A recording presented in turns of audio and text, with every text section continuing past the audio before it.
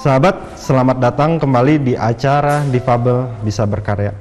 Jadi memang peran untuk pendamping yang sangat luar biasa yang bisa menghadirkan teman-teman difabel yang mampu bangkit, mampu keluar dari permasalahan kehidupannya.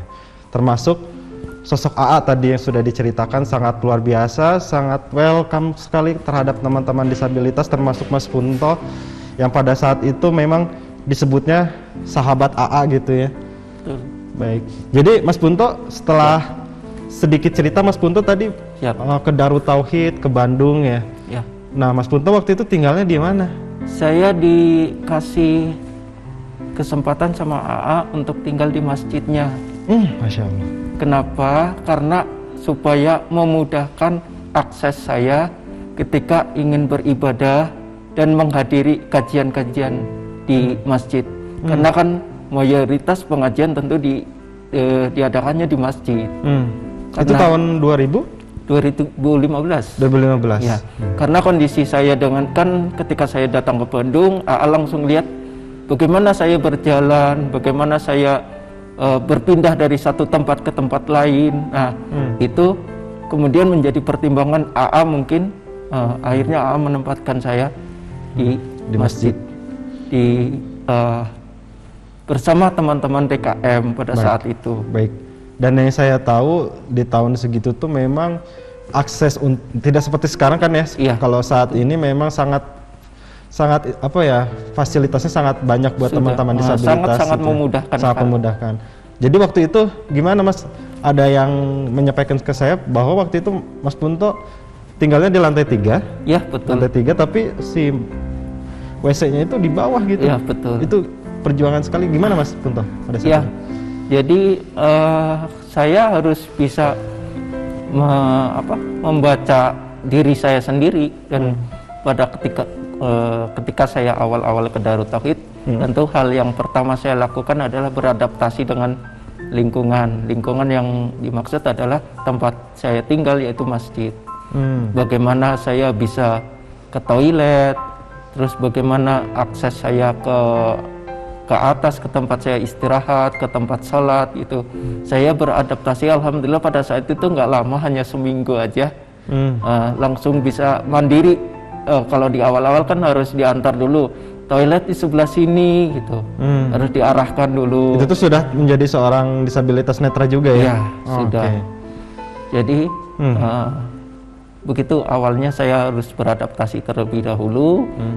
Setelah saya mulai bisa mandiri, alhamdulillah saya bisa beraktivitas di masjid dengan baik, tanpa terlalu sering dibantu oleh teman.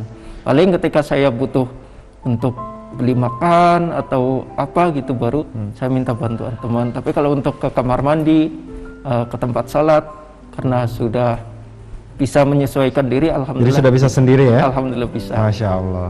Jadi kalau memang naik tangga saya bisa, alhamdulillah. Butuh apa ya? Butuh penyesuaian gitu ya selama seminggu pertama. Ya. Lalu setelah itu Mas Punto, setelah aktif di Darut Tauhid, lalu aktif di mana lagi? Setelah aktif di Darut Tauhid, saya baru beraktivitas di luar itu setelah saya menikah. Baik, setelah menikah ya. Tapi sebelumnya gabung dulu di DIPS ya? Ya, itu DIPS setelah menikah. Oh, setelah menikah. Ya, setelah menikah baru saya bergabung di DIF. Saya sebagai terapis di sana.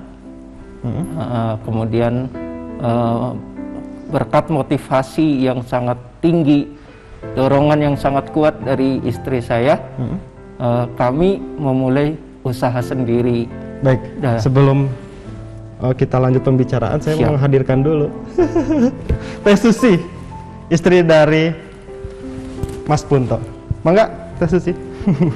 Waalaikumsalam warahmatullahi wabarakatuh. Teh Susi, apa kabar? Alhamdulillah baik. Alhamdulillah. Sehat ya? Alhamdulillah sehat, luar biasa. Di tengah-tengah COVID-19 sangat produktif sekali. Alhamdulillah berkat kemudahan dari Allah. Kenalnya dari mana sama Mas Punto? Kenalnya Dikenalin denger ya? Atau enggak. gimana? Kenal sendiri ya. Kenal sendiri. Mungkin bisa share ke teman-teman apa yang Teh Susi pada saat itu, wah kayaknya jodoh saya nih Mas Punto nih gitu. tidak terbersit sekalipun saya berpikiran jodoh saya Mas Punto, tidak. Jadi tidak. mengalir aja. Mengalir. Qadarullah kami sudah bersahabat dari awal saya di Bandung juga. Oh, Masya Allah. Jadi sebelum kenal beliau, saya kenal lebih dahulu dengan mertua saya. Oh. Karena saya bertugas di DKM waktu itu. Pas itikaf Ramadan, Mamah pas sedang sakit waktu itu. Saya belum tahu kalau beliau itu ibunya Mas Punto. Jadi Masya Allah. Jadi kenal dengan lebih kenal mamah mamahnya dulu. itu. Iya. Ini menarik nih Mas Punten, dijodohin sama mamahnya nih jangan. Lalu pada saat itu apa yang Teteh lakukan gitu, Teh Susi? Ya, saya seperti biasa melakukan kewajiban saya, melayani semua jamaah. Yang sakit ya saya beri pelayanan kesehatan. Nah, sampai satu ketika Mas Punto datang di lorong masjid, minta ingin ketemu dengan ibunya karena ibunya sedang sakit. Kemudian saya hampiri beliau, ternyata ibunya itu yang saya rawat, Ibu Sri Sumaryati. Jadi dari situ saya baru kenal, terus memang sebelumnya juga sudah kenal tapi hanya kenal sepintas dengan Mas Punto. Dan setiap kali saya bangun melakukan kewajiban saya sebagai petugas masjid ya, setiap jam 2 pagi itu saya sudah melihat beliau sudah ada di saf depan. Masya Allah. Lantai utama masjid. Dari situ saya merasa Masya Allah itu Mas Punto. Saya malu gitu melihat Mas Punto itu punya keterbatasan tapi tidak ketinggalan waktu tahajud. Selalu di depan saja gitu ya. Selalu di situ saya mulai merasa perlu dicontoh gitu. Perlu dicontoh. Saya yang bisa lihat, saya yang bisa jalan juga kadang berat tahajud gitu. Tapi beliau dengan perjuangan berjalan dari lantai 3. Iya, kan tinggi sekali ya. Iya, tinggi dari sekali. situ mulai belum ada getar-getar apapun. Belum ada. Mengalir aja. Mengalir, jadi memang prosesnya cukup panjang ketika benar-benar menikah gitu ya. Mas Punto waktu itu melamarnya kayak gimana? Kisi-kisi dong. Malu. Saya malu aku ini. Tapi sama mama sama orang tua langsung datang ke rumahnya Teh Susi atau kayak gimana pada saat itu? Ya, sebelumnya saya sampaikan dulu kepada orang tua saya bahwa saya ada keinginan untuk menikah dengan Teh Susi ini.